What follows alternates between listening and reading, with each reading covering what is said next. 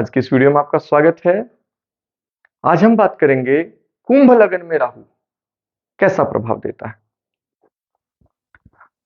अगर आप यहां आपके पहले भाव में 11 लिखा है तो ये आपकी लगन जो है वो कुंभ लगन है। अब यहां पर 12वें भाव में किसी एक भाव में राहु की स्थिति होगी। उस राहु की स्थिति को कैसे फल करना है ये मैं आपको बता रहा हूं। जैसा आचार्यों का मत मैंने पढ़ा वही आपको समझाने की कोशिश कर रहा हूं। यहां राहु यदि लगन में होता है तो शनि की मूल त्रिकोण राशि है और ये राहु इसमें बहुत शुभ फल देता है।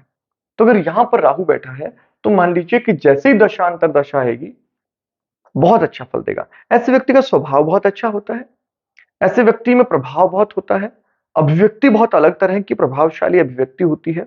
ऐसे व्यक्ति की कदकाठी भी आमतौर पर अच्छी होती है। ये राहु की दशांतर दशा आने पर सुख बढ़ने लगेगा, प्रभाव भी बढ़ने लगेगा, लोगों पर काफी प्रभावशाली दिखने लगेगा ऐसा व्यक्ति।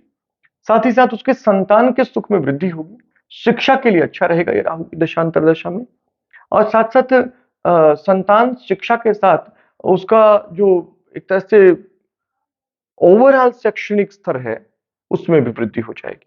वैवाहिक जीवन के लिए राहु थोड़ा सा खराब रह सकता है क्योंकि यहाँ क्रोध पैदा करता है, लेकिन क्रोध के बावजूद भी ऐसा राहु की दशांतर दशा वैवाहिक जीवन के लिए बहुत अधिक बुरी नहीं होती है।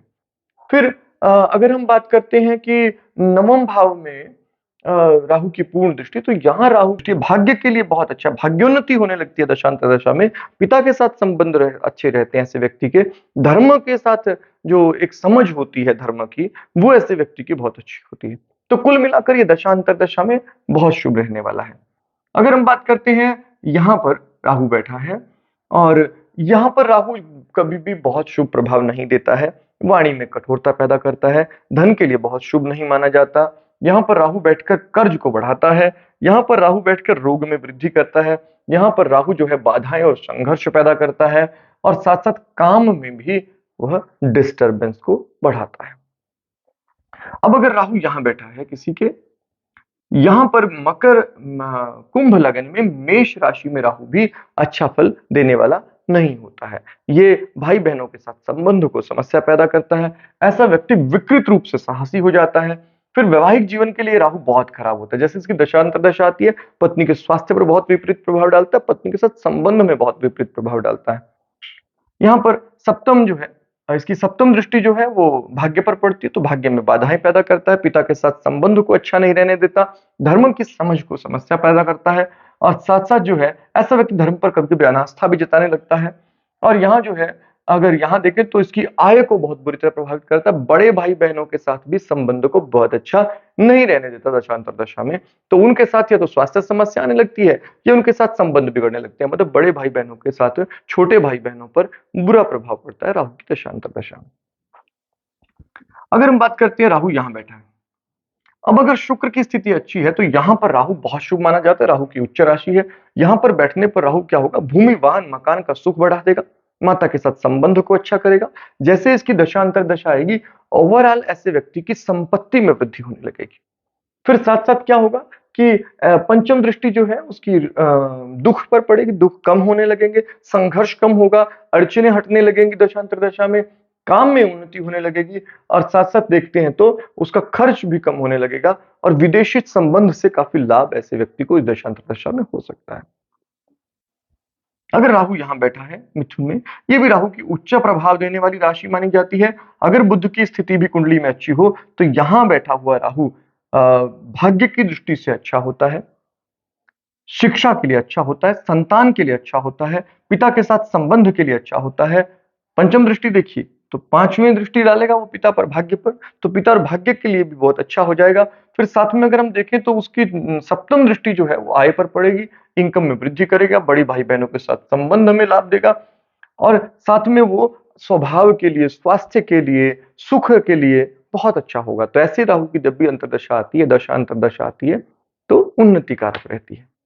यहां अगर राहु बैठा है, यहां पर राहु जो है वो बहुत अशुभ माना जाता है। छठे भाव में राहु, रोग में बहुत वृद्धि करता है दशांतर दशा में। अचानक जैसे ही दशांतर दशा शुरू होती है, रोग बढ़ने लगते हैं, साथ-साथ कर्ज में वृद्धि होने लगती है। ऐसे व्यक्तियों के शत्रु बहुत ज़्यादा आ जाते हैं, बाधाएँ बढ़ाने लगते हैं। फिर उसकी पंचम दृष्टि काम पर पड़ती है, तो काम को बहुत बुरी तरह से ये राहु प्रभावित करता है। ऐसे व्यक्ति के काम में शत्रु बहुत तेज़ी से बाधा डालते हैं, कर्ज काम की वजह से बढ़ने लगता है, तो ओवरऑल सभी तरह से डिस्टर्बेंस पैदा करता है। फिर देखें तो यहाँ पर राहु की दृष्टि जब पड़ेगी, तो खर्च बढ़ा देगा और यहां पर दृष्टि रखते हुए वो धन के संग्रह को भी कम कर देगा, वाणी को कठोरता ले आएगा। तो इस तरह से संबंध भी लोगों से खराब होने लगते हैं। तो ऐसी दिशा में जब भी राहु यहां आता है, आपको उसकी शांति का विधान करना चाहिए। यह शुभ राहु नहीं है। अब यहां पर भी राहु जब बैठता है, अब यहां पर राहु अशुभ है। ये मारक स्थान भी है, सूर्य की राशि है। यहां पर राहु आना दशा अंतरदशा में बहुत बुरा प्रभाव देगा। जहां वैवाहिक जीवन को यह राहु बहुत बुरी तरह प्रभावित करता है दशा अंतरदशा में, साथ-साथ जो है पत्नी के स्वास्थ्य को बहुत बुरा प्रभावित करता है, फिर इनकम को बहुत प्रभावित करता है, स्वभाव को बहुत प्रभावित करता है, स्वभाव में कठोरता लाता है, कटुता लाता है और साथ-साथ छोटे भाई-बहन और बड़े भाई-बहनों के साथ संबंध और उनके सुख में भी कमी करता है। ये राहु अच्छा नहीं माना जाता। मारक प्रभाव देता है, अचानक से चोट, एक्सीडेंट, दुर्घटना की संभावना ऐसे राहु की दशांतर दशा में हमेशा बनी रहती है। तो ऐसे राहु दशा के लिए आचार्यों का मत है कि ऐसा राहु जब भी हो, तो जब भी उसकी दशांतर दशा आए, तो आपको शांति का विधान करना चाहिए।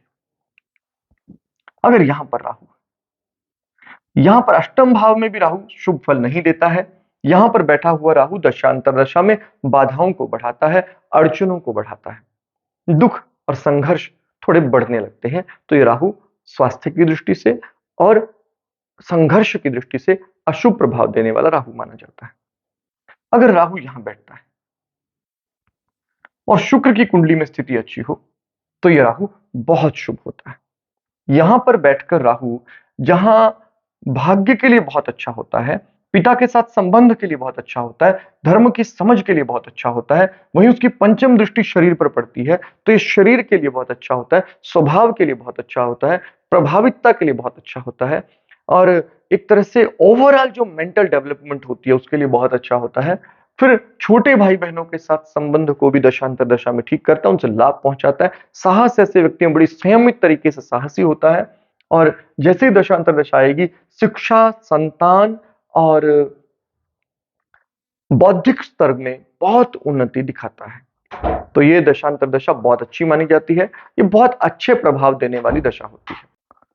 तो अगर राहु यहाँ वृश्चिक राशि में बैठा हो, यहाँ राहु बहुत नीच प्रभाव देता है, नीच राशि है उसकी, अशुभ प्रभाव देगा बहुत, काम को बहुत बुरी तरह डिस्टर्ब करेगा जब भी दशांतर दशा आएगी, काम में बहुत परेशानी हो जाएगी, धन अचानक से घटने लगेगा, संग्रहित धन को नष्ट करेगा, सुख साधनों में समस्या पैदा करेगा, माता में रोग आदि की समस्या पैदा करेगा, शत्रु बहुत बढ़ा देगा, कर्ज में वृद्धि करता है, काम को बहुत बुरी तरह प्रभावित करता है। नीच राशि में राहु है, बहुत अशुभ प्रभाव देगा।